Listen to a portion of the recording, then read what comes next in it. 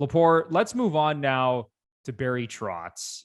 Oh, Barry. Okay, who told the Winnipeg Jets that he was essentially going to take a break this season. He's not going to jump back into coaching. He's going to take the year off.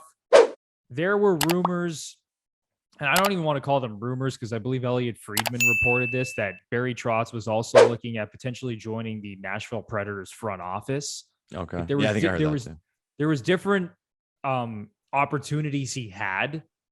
You know, obviously there was other teams pursuing him for their head coaching positions as well, but then all those other teams ended up bringing in head coaches. Like you look at the Dallas Stars, they brought in Peter DeBoer. The Flyers signed John Tortorella. So it was almost like Winnipeg was like the last team, and Trotz just said, no, thanks. I'm going to take the year off. And Lepore, we always have to talk about how this affects the Toronto Maple Leafs. Of course. Okay, because after they lost in the first round of Tampa, people were thinking maybe Kyle Dubas is going to fire Sheldon Keefe, even though they're really good buddies and they've come up through the system together. Because when a guy like Barry Trotz is sitting there, you have to stop and think about that because he's one of the best coaches in the league. But do you think this is a situation where Trotz is maybe waiting until next offseason to see if better jobs come along? And maybe, just maybe, if the Leafs lose in the first round again, or who knows, if they miss the playoffs, maybe Barry Trotz is coming in and he's saving the Toronto Maple Leafs. Well, we all know that the reason why he didn't commit to Winnipeg because there's even a slight chance he could end up in Toronto. But because that's every coach's dream at night or nightmare, probably more accurate. It's the biggest nightmare of every coach in the NHL. But if there's a chance, I don't know. I mean, the Toronto media is going to spin it. They're going to want there to be buzz for clicks and discussion. But I'll be the first one to say, I don't want it. And I find it ironic. People have short memories, man. Here people are saying, we got to get this guy. Look what he did with Nashville. Look what he did in Washington. Look what he did with the Islanders. Again, short memories. Remember when there was that coach with the big name who we all wanted and we celebrated like we won a championship when we got him? Babcock, man. Look what happened. As far as the expectations that were set, it didn't go very well. And I love the saying, I think I've said it on the podcast before, Colin Cowherd, you don't want Belichick. You want the next Belichick.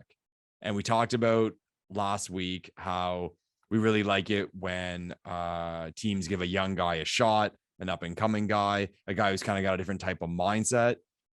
That's what I want to see. Like I want to see Keefe succeed. Like I'm not going to lie about that. And I just hope the Leafs aren't in that situation where we're thinking about changing the coach because that's just bad altogether.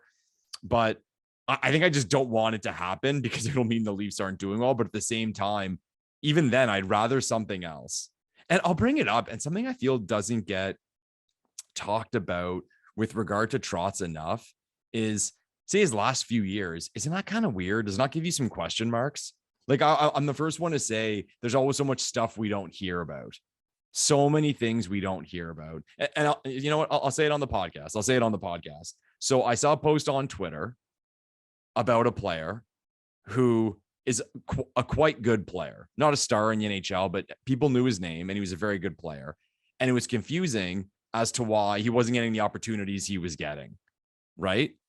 And I had heard from someone who knows this player well, there was a lot of personal issues with this player with regard to his behavior, and teams couldn't keep him straight. And he was getting multiple chances and teams could not keep this guy straight. He's just an asshole all around. So there's just things we don't know with regard to these guys, their personalities, their wants, desires, mindsets, all that stuff. With Trotz, I'm not saying that's the case of Barry Trotz, but I mean, he had that run in Nashville, so you can't say anything negative about that. It was just time to move on. So here he is in Washington. They win the cup. They win the Stanley Cup. Washington's ownership has deep pockets, and he walks. And I don't know if you remember, even during the playoff run, during the final, they were talking about how he was leaving. It was kind of like, oh, this is it. He's going to win and move on. Why? Kind of confusing. Yeah, that was bizarre. It was bizarre. And now this thing with the Islanders, again, why? I mean, they're not just like Lou Lamoriello is not just like this big idiot and he doesn't know how to like measure success. Like, let's give these guys some credit here. Because as far as, again, the expectations go for the Islanders last few years, did a great job. 2 conference finals. And then this year they got smashed by COVID. Like, how could you fire the coach of the Islanders this year after everything they went through with COVID? They had half a team half the year. So again, weird one. And again, I'm not saying there's something terrible we don't know about Barry Trotz or have some sort of inside information about him and how he's a terrible coach or how people don't like him. But why? And I think it's fair to ask the question why, and maybe it's a red flag as to why I say we, the Toronto Maple Leafs, or maybe any team for that matter, should not run at this guy at least prior to like investigating the reasons for this. Yeah, no, you bring up an interesting point because I was just as shocked as anybody that he didn't stay with the Washington Capitals. And I know, there were reports at the time, I believe, that it was like a financial situation where like he wanted to be like, I don't know, the highest paid coach in the NHL and they wouldn't be able to do that for him. But I don't know, it was just kind of a weird situation. Like he gets Ovechkin his first cup, does a phenomenal job with that team. We know his track record with Nashville. Then he goes to the Islanders. He turns that team around completely. Like they were one of the worst defensive teams in the league and immediately become like the best defensive team in the league with Barry Trotz. There was a crazy stat. I'd love to look it up. From the year before he got there to the year after his first year, they went from like worst goal differential in the league to like plus, I don't know, like it was like a swing of like 150 goals or something. Maybe not that much, but it was a crazy swing in goals. Yeah, he's just an incredible coach. And who knows, maybe with coaches like that, their messages they just wear on you year after year.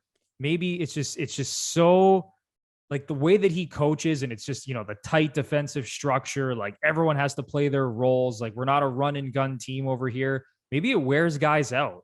I don't know. I'm not in the room. Like I've never been coached by Barry Trotz, obviously, but who knows? Maybe his style just wears players out, wears out organizations just, and who knows? And it could be great for certain organizations who want to get back on track, who haven't had success in a long time. But I don't know, for other teams, maybe they just need a new voice in there and they feel like his message just gets stale. And maybe that's why we've seen him now, go through 3 different teams in the span of how many years has it been, right? So who knows? Maybe there are some red flags there, but it'll be interesting to track where Barry Trotz ends up in the very near future as he takes a year off from hockey.